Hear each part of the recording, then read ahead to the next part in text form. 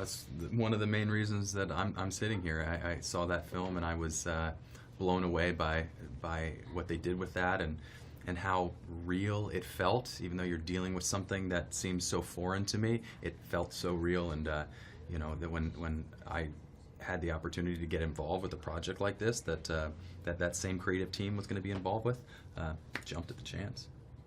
It's definitely a project that's steeped in pedigree, from, you know, all sides of the production team to the director, James Wan, to its amazing cast. So just to have any kind of connection with that was really an honor. And yeah, there's a pressure to try and match it, or, you know, get somewhere close to it at least. But you definitely want to play it, you know, do your best to kind of stay in that realm. Mm-hmm.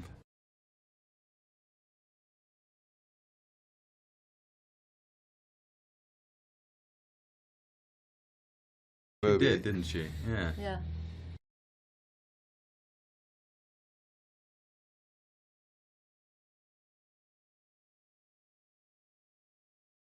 Yeah. Yeah, it's a weird one, I suppose.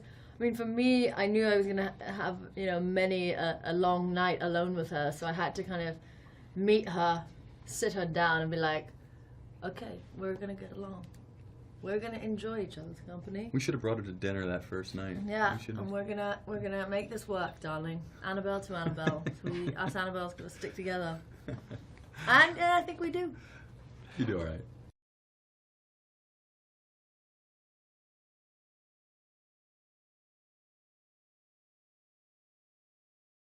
Gary Dauberman, our writer, did an amazing job of just making sure that every scare had a reason.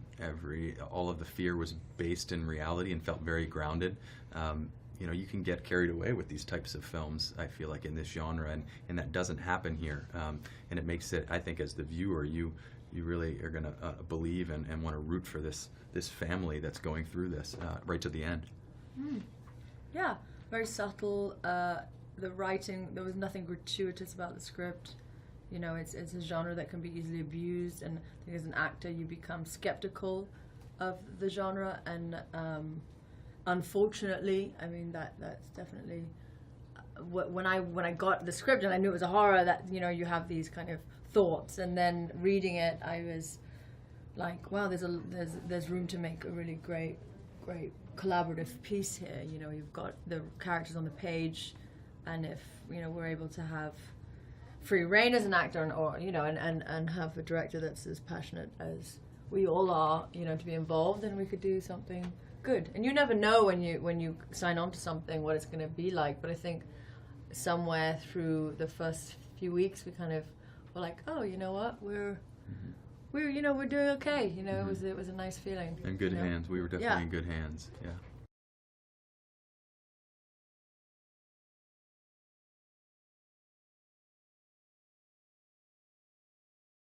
Mia is an expecting mother, a woman in a time in America that was very changeable. There was a lot of social changes happening, and I think that I wanted to make sure that was present in her persona from the start. Like, she's dealing with many exterior factors in her life that add kind of this layered quality to her, where once this trauma happens, you don't quite know if it's just those exterior factors now accentuated and pushing her to the brink, or these things are actually happening. There's this demonic entity, and then I think it's a very interesting time to play with as an actress with any characters, that there are so many exterior factors to apply, and if you're pregnant, like the chemical changes as a woman within you, also the kind of mother instinct that is born in you.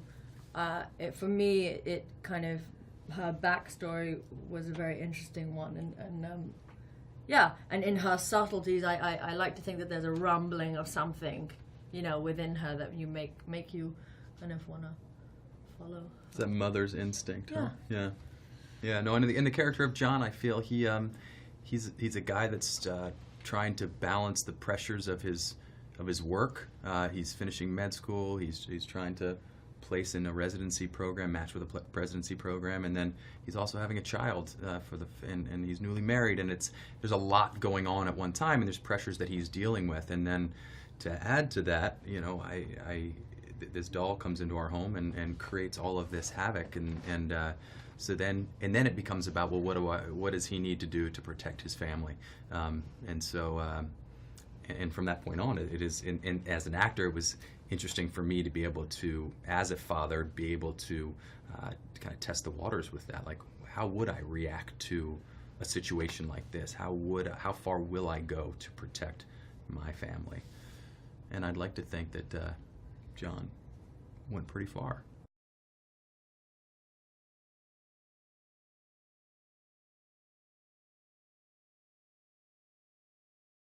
There were some strange things. There was I was staying in an apartment here in LA because I live back east, and the first night that I moved in, I pulled the script out in the evening, and as I opened it up, the medicine cabinet on the wall in the bathroom fell off, crashed to the ground. And I called the guy whose apartment it was, and I said, "Look, this just happened." He said, "That's crazy. That's been up there for 2 years. I don't know how that happened." And he had somebody come in and put it back up professionally the next day. 2 weeks later, I'm reading the script again, and the medicine cabinet falls off the wall. So there was the things like that. Yeah, right. Yeah. So things like that, and Door slamming. yeah. Light fixtures falling out of the ceiling on the head of somebody when they saw the demon for the first time.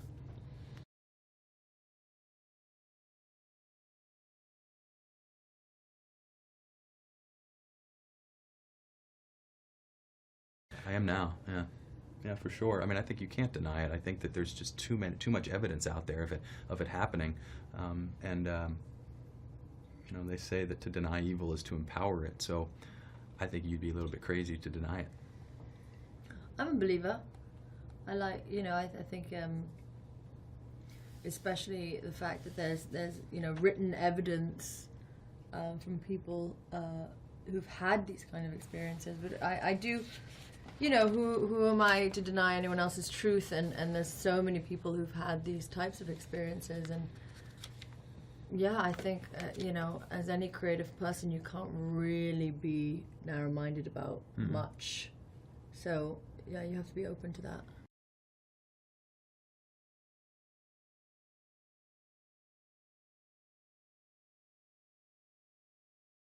Yeah, she's just top of her game, you Powerhouse. know, classy, you know, make great choices throughout her career, and there's something so wonderful about her character and mine, and they're almost like kindred spirits. It's almost like she can see what's about to happen, you know, as Mia maybe reminds her of a place that she once was at in her life, and yeah, she makes the ultimate sacrifice for her, but Alfre in her, you know, she's such a powerful woman on screen, and, you know, in the subtlest of gestures, she gives you so much, and yeah, it was wonderful to work with her, and it really, you know, it really gave weight to the movie, and yeah, it was. She did that on a special. personal level too. Just knowing her off set, she had an experience where my daughter was studying Nelson Mandela in school. She's 8.5 years old,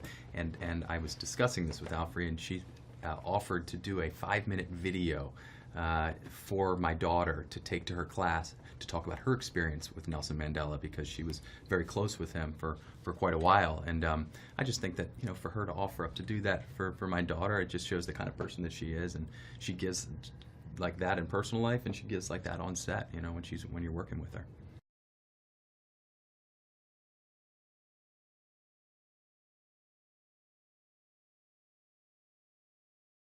They're like the magic duo, you know. Yeah.